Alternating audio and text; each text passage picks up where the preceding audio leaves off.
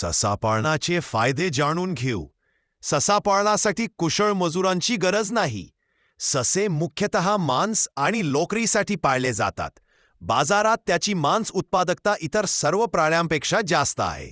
ससाचे मांस अधिक पौष्टिक आणि चरबीचे प्रमाण कमी असते.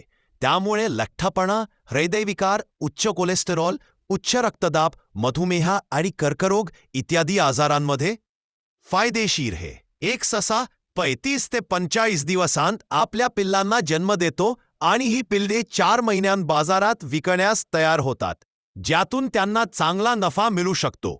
ससा पाळण्यात घ्यावयाची खबरदारी.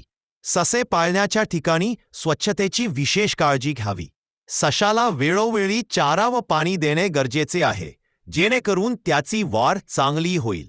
त्यांची वेळोवेळी तपासणी करून घ्या, जेणेकरून ते रोगमुक्त राहतील. उन्हाळ्यात सशांची जास्त काळजी घेतली जाते.